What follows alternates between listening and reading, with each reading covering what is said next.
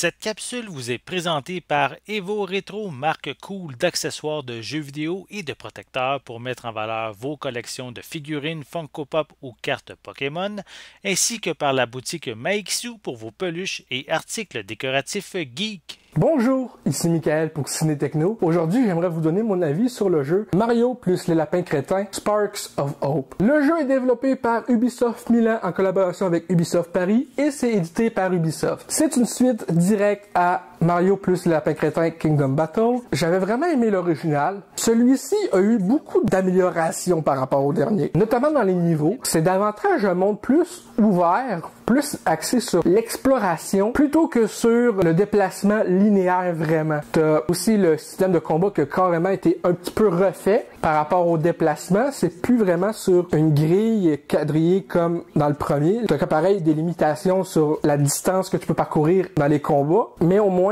vraiment plus libre, ce qui est vraiment plaisant. Le système de combat est relativement le même malgré tout, c'est-à-dire de la stratégie au tour par tour. Habituellement, je suis vraiment pas un fan des jeux de stratégie tour par tour parce que la stratégie est quelque chose que je dispose peut-être un peu moins. Mais ça reste que j'avais aimé cette idée-là pour le premier et j'adore encore plus cette idée-là pour ce deuxième jeu. Je trouve que pour des jeux Mario, l'idée d'avoir des combats stratégiques où que tu dois planifier tes déplacements, tes attaques, si tu te caches pour te protéger des ennemis parce que justement eux, quand c'est le tour des ennemis, ils vont te faire aussi des dommages, je veux pas. Tout ça, ça a été vraiment, on dirait, repensé, vraiment amélioré. Mais malgré tout, je suis un peu plus fan du premier Mario et Lapin Crétin parce que malgré le fait que oui, c'est plus cool, les déplacements plus libres dans ce jeu-là et l'exploration, on dirait qu'il manque de quoi pour moi parce que ce jeu-ci, une chose à savoir, c'est qu'il y a beaucoup plus de dialogue que dans le précédent jeu, du moins selon moi. Dans le premier, tu avais principalement des textes avec juste des petits bruitages de voix.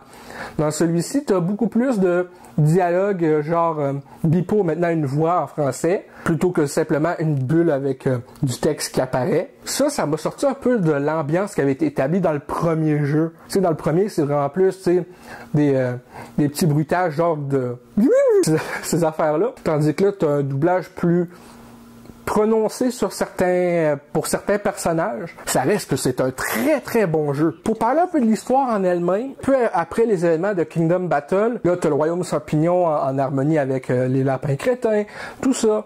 Et là t'as une sorte de créature qui va envahir le royaume et laisser un peu partout dans le monde de Mario, des grosses flaques visqueuses noires. Et le but de nos personnages, c'est de se débarrasser de ces flaques-là en affrontant les ennemis que ces flaques-là laissent derrière. Du moins, c'est ça que j'ai compris en jouant. Ça se peut que j'avais pas tout bien capté, mais encore là, c'est un peu ça le résumé. À date, les boss sont quand même très bien. J'ai peut-être une préférence pareille encore pour les boss et le reste du gameplay pour le premier, mais ça reste que je vois que les développeurs ont voulu innover par rapport au précédent jeu et c'est très bien. C'est seulement que personnellement, moi j'ai une préférence pareille pour le premier. Je trouvais qu'il y avait plus de charme en général, tout simplement, mais ça reste vraiment que je suis assez surpris de toutes les améliorations qui ont été faites malgré le fait que c'est peut-être pas des améliorations qui me charment plus que ça me déçoit sur certains aspects.